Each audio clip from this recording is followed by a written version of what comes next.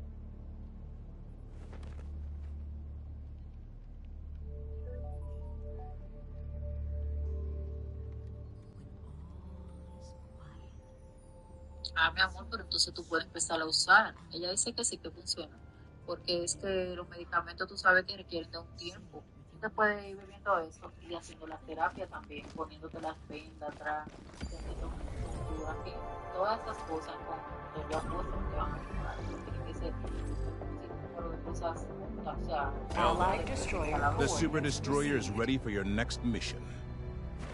$1000 cada... ¿Por qué van a ser $1000? $1000 para...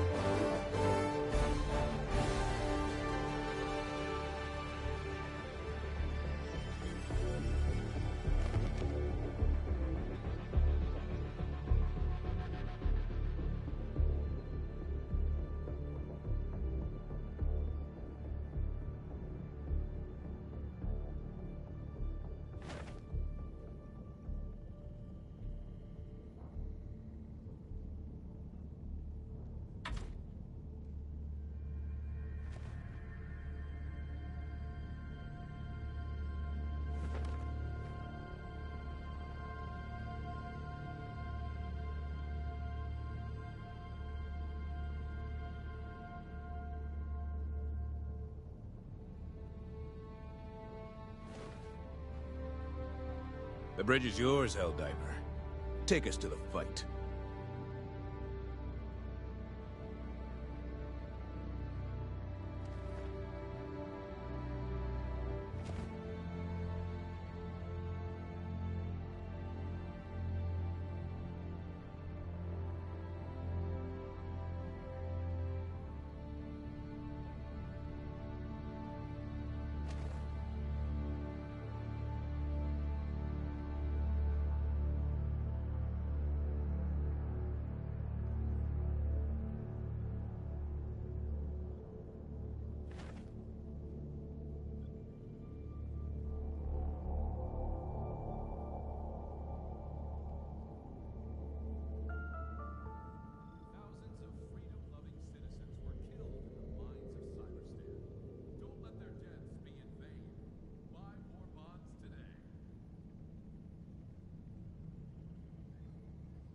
The siege upon managed democracy continues. Let us rally to her defense.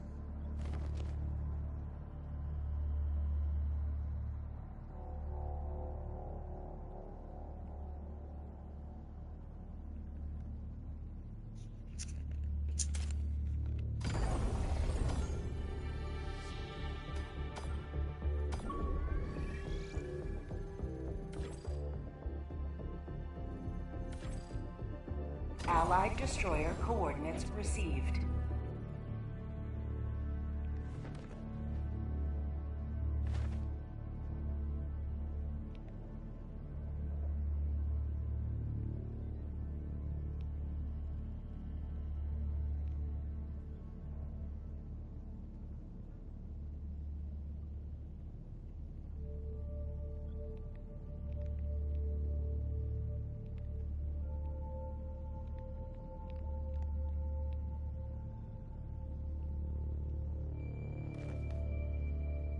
One shudders to envisage what repulsive larvae gestates within the gloom as we speak.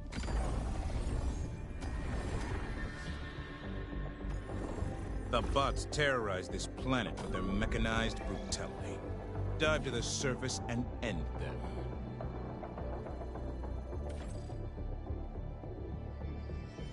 Allied destroyer coordinates received.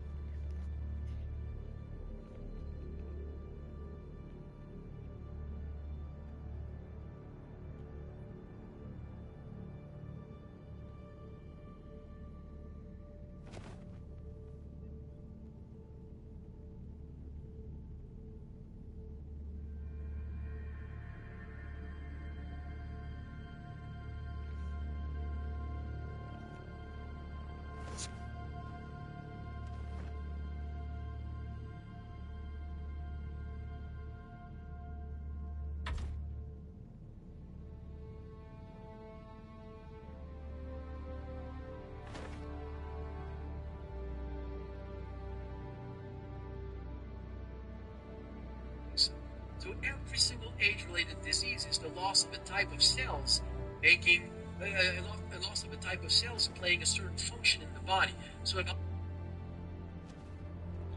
Mi amor, pero si eso te va a sanar, Innocents perish with every estás wasted second. investiga bien primero We must si te van a act. sanar. ¿Qué hace $1000 al mes para tu salud? Tú gastas $1000 en otras cosas que no tienen que ver nada con tu salud. Y entonces tú te mueres, te van a echar dinero en la cama.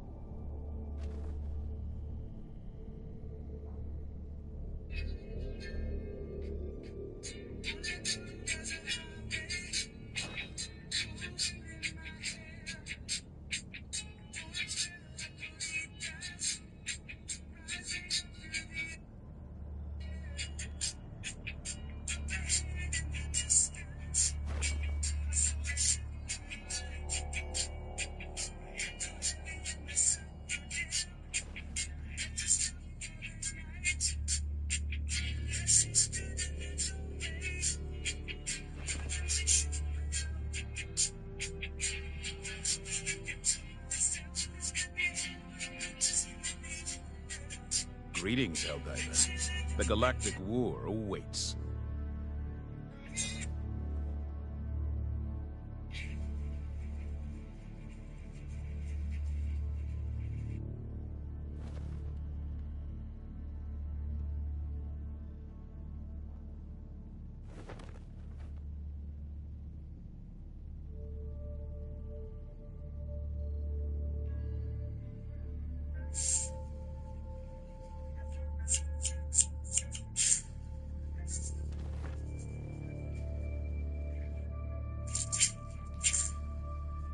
so you have developed signal that is a blend of plant extract that are reducing the secretion of various inflammatory compounds coming from various inflammatory pathways.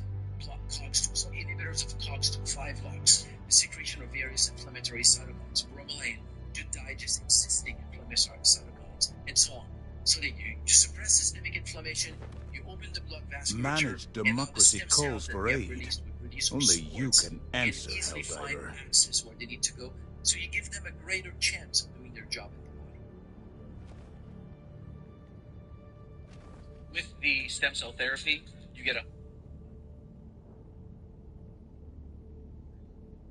100 million mesenchymal stem cells in an IV drip, as well as direct injection spots. I chose both my knees, my right shoulder, and then my L3, L4, L4, L5, L5, S1 vertebrae or discs. So far, so good. It is definitely a little painful, but the results should be worth it. They tell you up front that's going to be a doozy, but come 3 or 4 days, it should be pretty much gone. And then you just got to control yourself to not get back to it too quickly. With the stem cell, existe una teoría.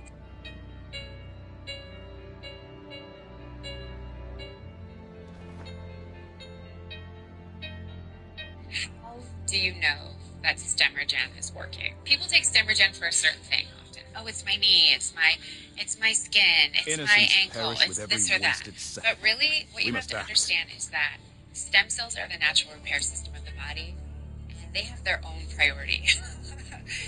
It's like the body's natural wisdom.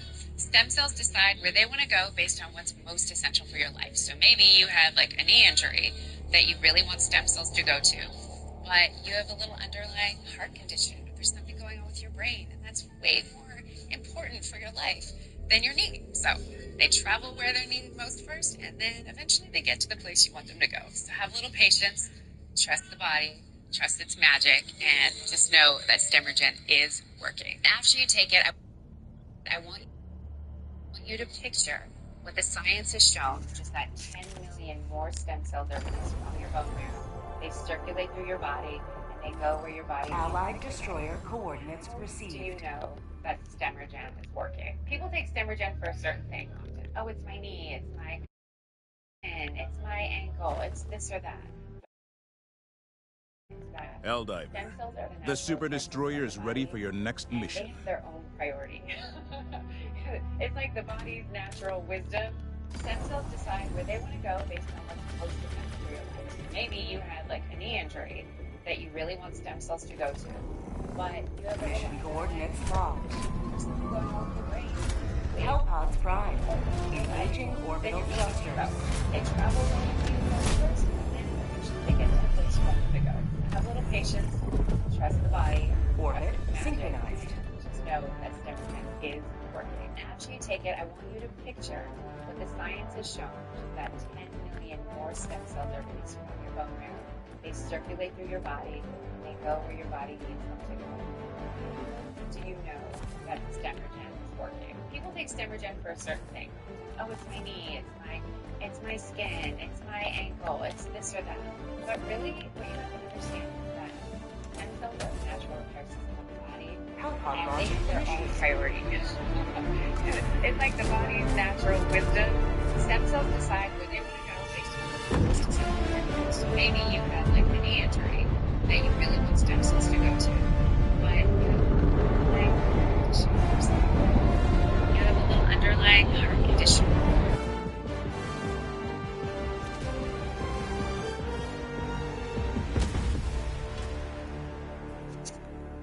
Go now, and should you fall, remember this. Every day is a good day to die for democracy.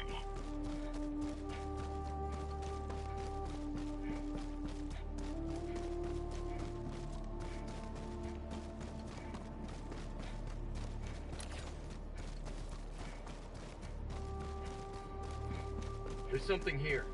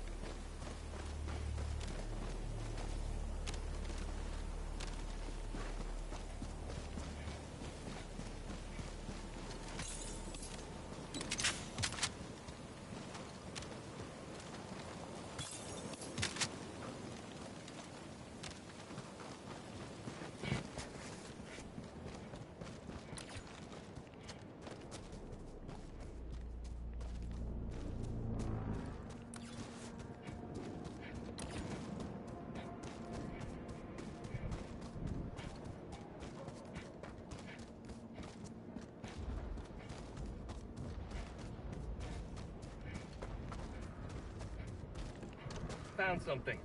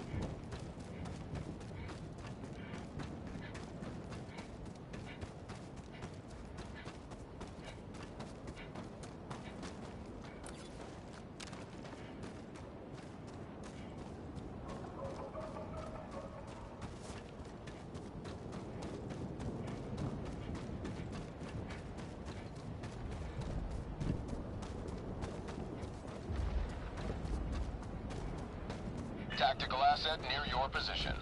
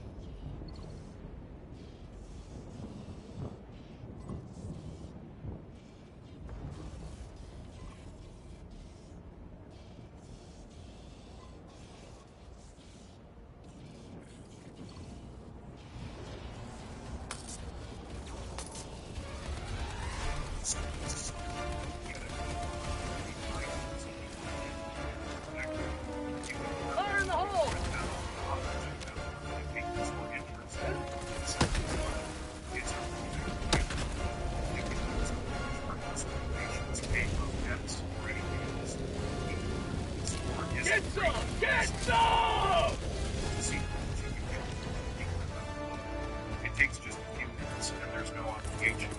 Try it now and thank me later. Objective nearby. Delivering payload.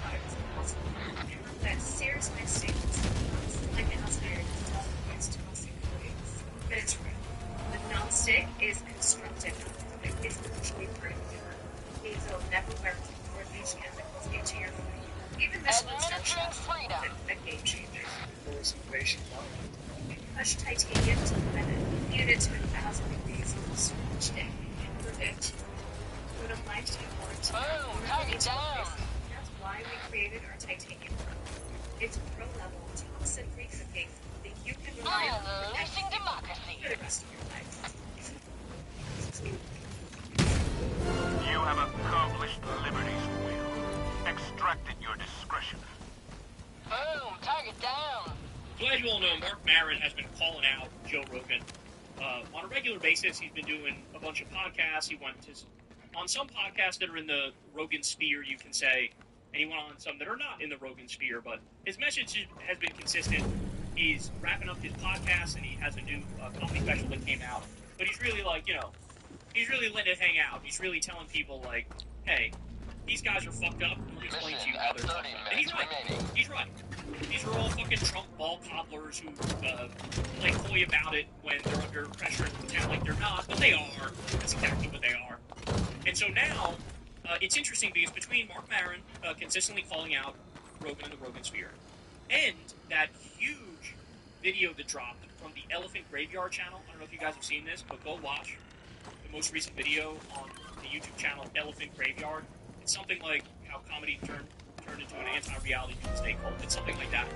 Go watch it. It's like 2 hours long, but it's well worth it. And it's just ruthlessly dismantles the entire Rogan Sphere and how it's a cult and how they're all pathetic followers. None of them are original thinkers. And so, between those two things, you can tell he's feeling the heat. You can tell he realizes, like, I don't think I can fit anymore. I don't think my trying to rearm.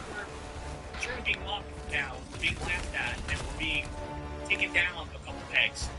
And so, with that being said, here's a video. Joe Rogan responds to Mark Maron's call out. And you'll see, man, he is feeling the heat. Watch this. That's funny. They think like we actually move as a group. Yeah. Oh, they're all Republicans. It's the things I hear people apply to this comedy scene. I'm just like, that's crazy. So, look at this pathetic little yes man. Look at this pathetic little yes man. There to butter up Rogan. Oh, come on, man. That's embarrassing. So, there's something here. I read another article the other day about us being anti-woke comedy. Why not just do great stuff? Go do great stuff. Don't worry about what we're doing. And we're not anti-woke. You're not anti-woke.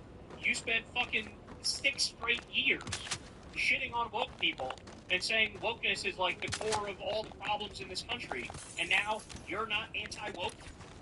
So what are you, Rogan? Are you going to make the argument you're woke? Is that what you're going to do? You're going to go dye the few remaining hairs you have left purple and put a septum ring in? Is that what you're going to do? What are you doing? This is how you know he's feeling the heat. Now he's like, anti-woke? I'm not anti-woke. I don't know what you're talking about. Joe, you have got to be kidding me. That's a stretch even for you. Really? You're not anti-woke? Oh my god. Oh my god. You're not anti-woke. It's no anti-woke. It's like total left-wing comments at the mothership. It's like, that's not what we're talking about. It's well, it's like Joe Rogan. It's like Joe Rogan again. Because he seems to be in denial about the fact that he and his army of so-called healthy fellas are, in reality, just anti-woke comics. That's their entire identity now. So for Rogan to sit there and pretend like he isn't anti-woke, it may be the funniest thing he's ever said. It's almost like he forgot that there are literally thousands of hours of him ranting about this exact thing online. Like his whole migration to Austin was built around the idea that Governor Hot Wheels, there was this massive crowd of people desperate for comics to stand up to the gold mine, which of course he knew he could turn to a gold mine. And luckily for us, he documented that entire thought process on his podcast. And all the way back in early 2020, right before the big Austin movement, Rogan was already trying to frame this narrative to his audience. That there's this untapped market of people out there who just want to see edgy comedians push back against the dark woke mob. That is what became his business model. And he figured out that if he could round up enough like-minded comics and set up shop in Texas, he could corner that anti-woke market and laugh about it for years. Like, just listen to the way he talked about it all the way back in January 2020. It's like the word retarded. Yes. If you use that, you can use that word and everyone knows. Or you can use that word in your mindset. That's what I don't get. Why would you want to be on that bad snitch, the telltale side of all this? So why be woke? Because there's a lot of fear in being against woke. That's what it is. Coming after you. If you don't want to be shit on, you have to comply 100%.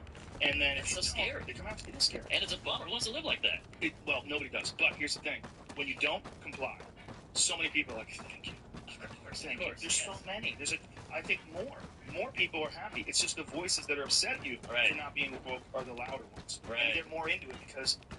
I think that clip is important because it shows the exact mindset Rogan had going into all this. Like, this was a calculated business move. He knew there was money in leaning into the right-wing grift, and he was aware that there was a huge demographic of people wanting to throw cash at anyone who promised to fight cancel culture and keep comedy dangerous. So when Rogan plays dumb now, acting like he isn't part of the whole anti-woke crusade, it's laughable.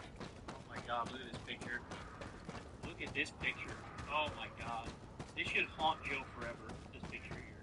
Austin scene was pretty much engineered out of this realization that the anti-woke angle was a business model. So now fast forward to today, and you can see that Rogan's little plan worked out perfectly. Him and Tony Hinchcliffe had basically mastered the art of pandering to the anti-woke side of America. And honestly, it was the easiest layup imaginable. All they have to do is spit out a handful of anti-woke buzzwords, and the crowd goes absolutely wild. No setup, punchline, or actual joke is needed. They just say whatever the buzzword of the week is, mix in a couple slurs about the LGBTQ community and people of color, standing ovation. Found something? Stuff every single time. And it's gotten so bad now to the point where even some of their peers are exhausted by it. Like when Shane Gillis openly joked about this non-stop slur parade. With security law to operate your business, managing a state, or work on a construction project. Husker. Comedy movies are back. True. In a big way. Pendulum swung. Pendulum swung. Pendulum's fully swung. Maybe too far. Head down like Proceed to extraction when ready. Maybe it's swung a little too far. Not everyone has to say it. Sure. Every single set. So even the comics who made their name tiptoed the line of offensive comedy are rolling their eyes at how lazy and hack it's all gotten. But now, as soon as Marin officially called them out for it, suddenly this whole crew goes into denial mode. And how all of a sudden Marin's just jealous and Maddie's not part of the Rogan sphere. Like in this next clip, Joe literally frames the Rogan sphere as a walled garden that outsiders are just bitter about being left out of. That's also, you gotta realize, like, someone framing it the way that you get people to read it. Yeah. And then there's people that genuinely do think that way. And it's what a lot of that is, I think, is the walled garden issue. The fact that there's like a walled garden, right? Once a walled garden, there's a bunch of people doing really well together and they're hanging out together and doing fun. And you're not in that group. You start getting mad at that. And you find reasons why that's bad. Because, you know, you want something like that in your life, which we all do. If I see like a whole group of friends, like, palling around, laughing, this is fun. Because I know what that's like. I like it. If you never have that in your life, and you see a group of people palling around, having a good time together, hugging each other, just laughing, and just having a good old time, you feel like left out. You feel disrespected almost. Yeah. This is so lazy. And this is coke. This is total coke. This is such hack shit. All the criticism of me that has ever come from other comedians, none of the substance of that criticism matters. Don't even look at the substance of that criticism. It's not about that. They're jealous. T-minus 1 minute, 30 How seconds. fucking convenient. How mighty fucking convenient. That Mark Maron, every specific argument he's made in specific things you stand for, that's all just because he's jealous. Also, like, even just the notion that everybody wants that's not true. Many of us out here, they're introverts. I don't need any fucking friends. Like, I have my friends from fucking childhood, and I'm good with them. Like, I don't need to expand the circle. I'm not looking to get in with these comedians or these political commentators or whatever. I don't give a fuck. I'm here to do my job, dog. And that means calling out people who spew some bullshit and who spew some fucking bullshit. This is how he sleeps at night. By convincing himself that the only way anybody could ever criticize me and my right-wing comedian friends is because they're jealous. It can't be because, no, people are actually... You now are, Joe. You're part of the mainstream.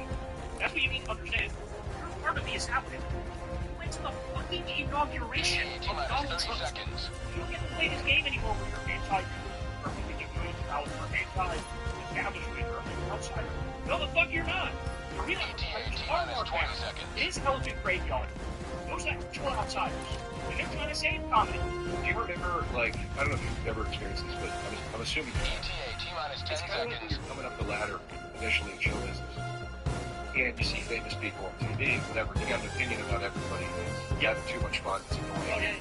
This is how the good one. I have visual on the And extraction. 5 years later, you find yourself in a room with a guy at some party. This is Pelican 1, preparing for touchdown. He's the nicest guy.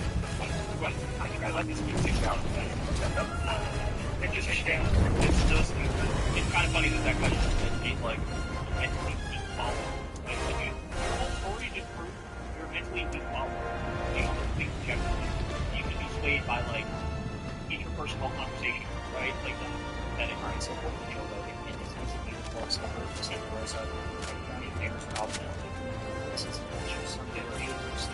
This other guy's empty just like shout out to you on more type of violence. Like that's their go-to defense now. And if you notice, it's the same script that Tommy Intro rolled out last week. We're talking about Mark Maron and because it's always that critics on angry failures who just don't understand what it's like to win. But they never actually address what Mark's calling the not in the first place. They just skate around it. Because I feel like deep down they know that there's some truth there. Like if we go all the way back to one of Maron's call-outs, his actual problem isn't that these guys are successful podcasters. It's that they've gone so far down the right-wing pipeline that they barely resemble the people that they used to be. And that is a valid point. While Bobby Rogan and his circle of comics moved from being edgy contrarians into fully on pieces, doing the scene talking about splitting on Fox News during any given podcast. And Maron specifically pointed out how Extraction complete. Pelican 1 beginning ascent.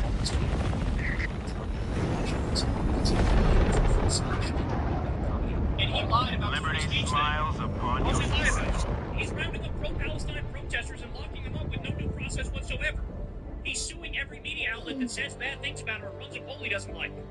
He's always been a fucking con man, and they fell for it. They become vague on women wearing hard identities, and now they're realizing that they need to bring their brand to people a vision that they barely understood in the first place. It's the smartest long-term move. And then it just evolved into the idea of the angle of, like owning the way I'm going to vote because, I can't, I don't speak for just, it's a false premise.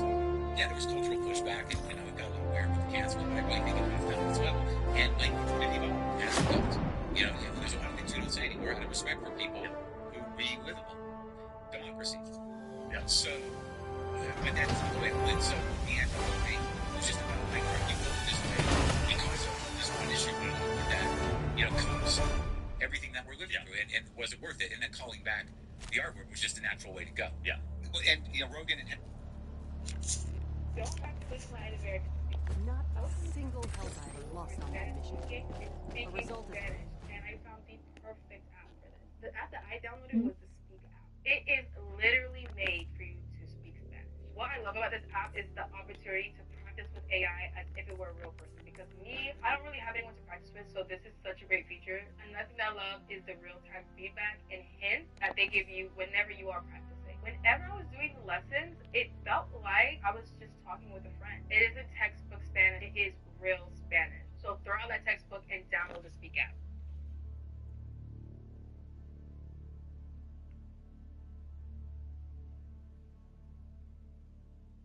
Tester Up is a scam. I only made $81. Okay, you said it's a scam, but you made $81. Does that make sense to you? Especially if you're... All right, also, Israel is at it again. They are at it again. So over the weekend, you had the IDF assassinate the Houthi prime minister in Yemen. Not only that, took out basically a lot of the leadership structure, a lot of the people at the top of the Houthi organization. So I actually have a video here. By the way, the guy who was assassinated, his name is Ahmed al-Rahawi in Sana'a.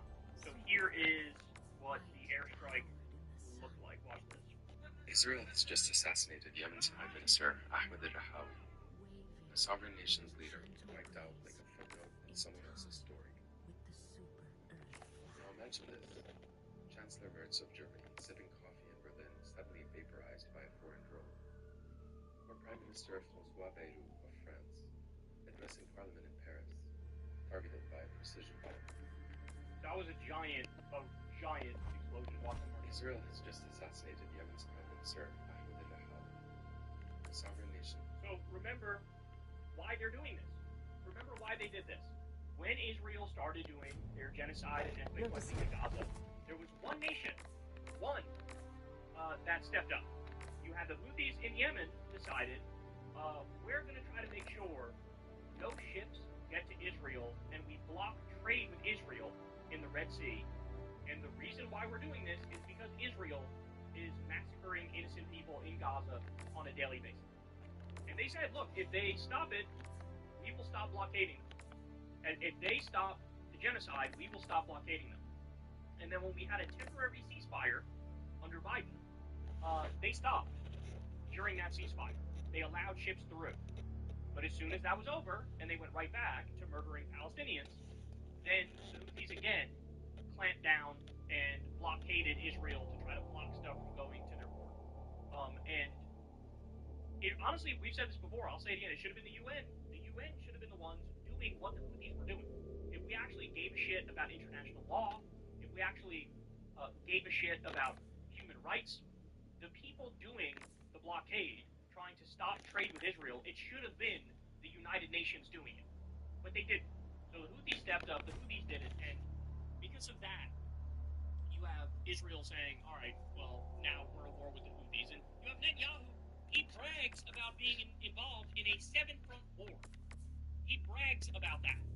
So constantly bombing Lebanon, constantly bombing Syria, constantly bombing Yemen, on a daily basis, wiping out Palestinians